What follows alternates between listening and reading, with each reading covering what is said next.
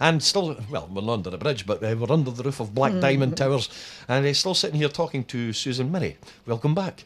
Thank We you. played that lovely track of yours, The Happening. I just love that retro sound. It is good, doesn't it? Just a brilliant track. It just Yeah. takes you back a few years. Definitely. Now, we were chatting earlier and we were saying about you took a break and you became a fitness instructor and stuff, but you found that during that time you were obviously not using your voice properly because you weren't singing as much, but you were also being detrimental to your voice as well. Explain to us basically what was happening. Well, the thing is, and it's only now that I started back singing that I've realised the abuse that I actually done.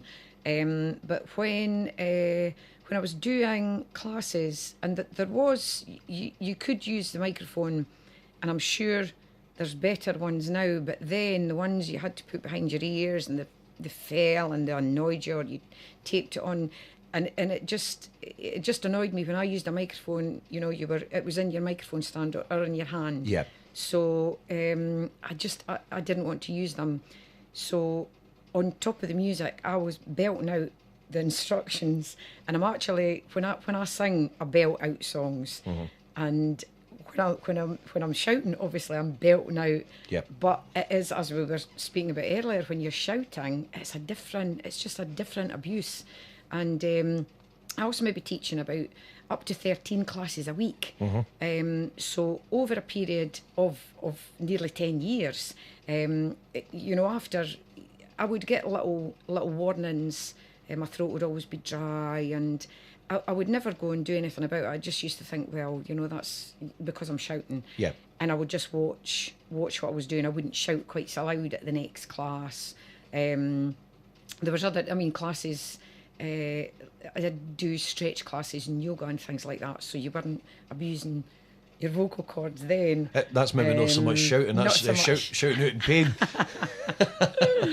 I can only imagine. I've never done it, but thankfully. No, it was, and I would also sing when I'd be sitting, when I had the music, because I always made up my own CDs when I was, teaching classes.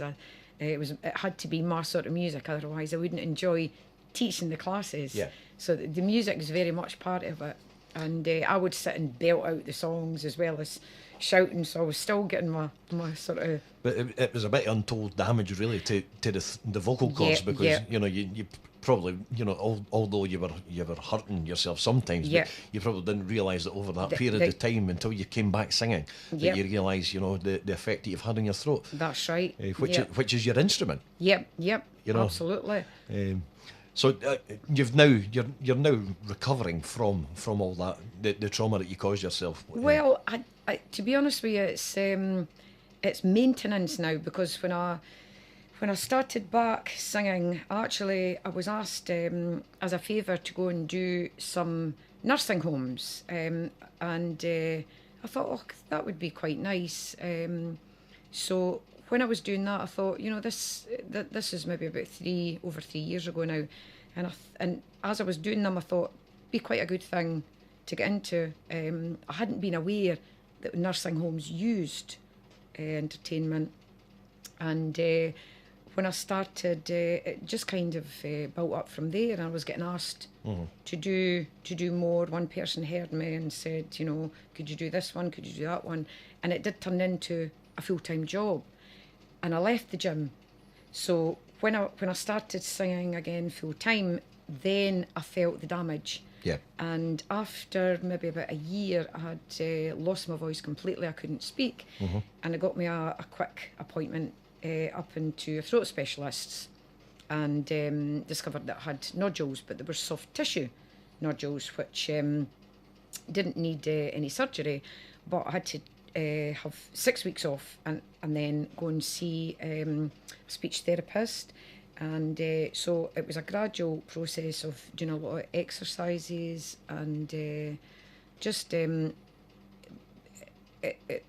was surprising that it was more to do with the way I used my breathing and my speech as opposed to my singing. Yeah. And it had already been established that I think the damage had been done over the years. So I knew the underlying cause. And I think when the damage has been done, the slightest pressure you put Yep. So for everybody who shouts at their kids, just think about the damage that you're doing. I know. Or anybody who shouts at anybody, in fairness. I know.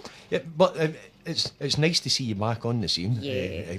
You know, back and doing what you enjoy. Yes. We're going to talk about your return and where people can see you and how they can find you and everything else. We're going to talk about that, but we're going to play another one of your songs. I think it was Etta James who Etta did this. James, absolutely. Who did this one. Wonderful song, yeah. And it's great called? Artist. At Last.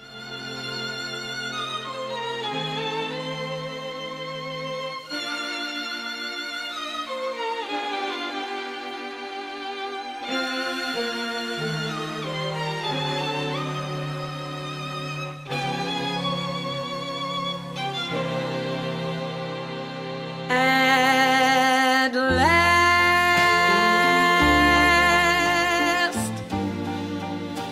my love has come along.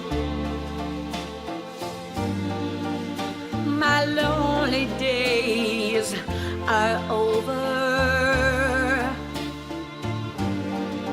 and life is like a song.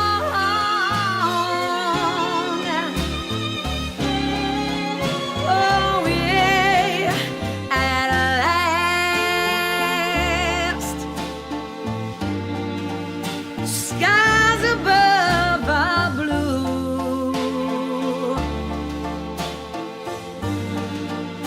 My heart was wrapped up in clover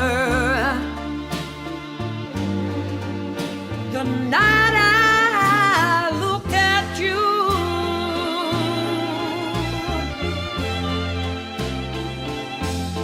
I found a dream that I could speak to, a dream that I can call my own. I found a thrill to press my cheek to, a thrill that I have never known. Oh yes, and you smiled. Oh, you smiled. Then the spell was cast, and here we are in heaven. For you are mine at last.